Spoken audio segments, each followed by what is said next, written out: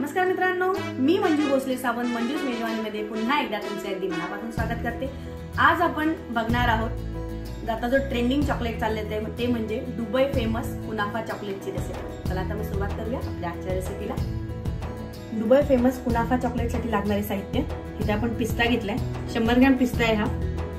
ते शेवई घेतली आपण 3 ते 4 चमचे, रोस्टेड नाहीये ती, साधी शेवई आहे। आणि व्हाईट चॉकलेट घेतले इथे आपण 100 ग्रॅम आणि आपण ते 100 ग्रॅम डार्क चॉकलेट घेतले। आपण इकडे तवा ठेवलाय, तव्यामध्ये आपण पाव चमचा ते अर्धा चमचा साजूक तूप किंवा अमूल बटर याच्यामध्ये घालून घेऊ शकता। बघू शकता तुम्ही बटर आपल्या व्यवस्थित गरम झाले। तर ह्या ज्या शेवया होत्या आपल्या, त्या शेवया आपण एक 2 ते 3 मिनिटं व्यवस्थित असं त्याला आपण भाजून घेऊया तुपावरती। 2 ते 3 मिनिटं व्यवस्थित असं गोल्डन रंग येईपर्यंत आपण भाजून घेतले। तुम्ही बघू शकता। आता मी गॅस बंद करून एका प्लेटमध्ये काढून ठेवते। मी डार्क चॉकलेट पीसेस मध्ये कट करून घेतले, तुम्ही बघू शकता। आता आपण एक 5 ते 7 मिनिटं ओव्हन मध्ये हे मेल्ट करून घेऊया। तुम्ही डबल बॉइलिंग पद्धतीने पण मेल्ट करू शकता गॅसवरती। इथे आपण मिक्सरचं भांडं घेतले, त्यामध्ये आपण पिस्ता घालून घेऊया।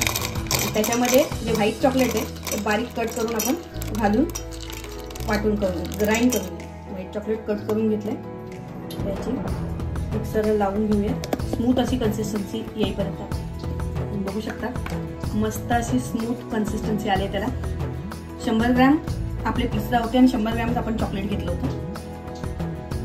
पिस्ता आणि चॉकलेटची आपली जी पेस्ट होती ते मी एका बाउलमध्ये काढून घेतली। आता यामध्ये आपल्या ज्या रोस्टेड शेवया होत्या त्या आपण घालून घेऊया आणि व्यवस्थित असं एकजीव करून घेऊया। या स्टेजला मी थोडेसे कट केलेले पिस्ता पण घालते, क्रंचीनेस या म्हणून, टोटली ऑप्शनल आहे।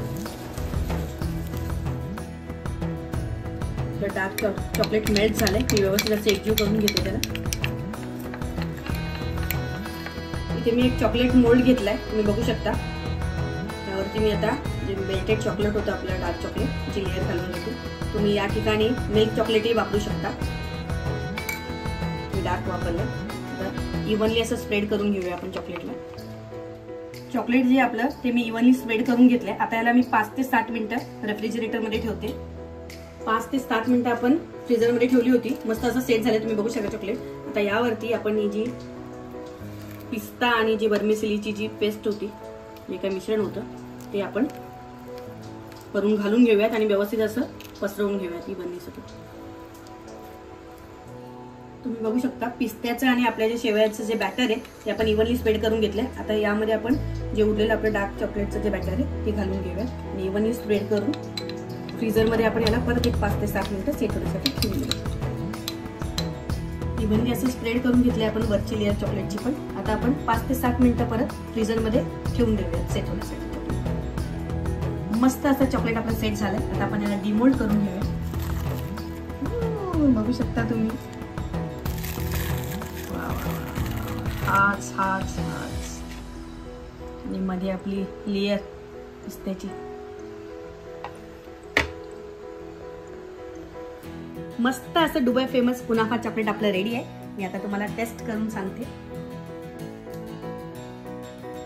थोडी फिलिंग बघू शकता तुम्ही।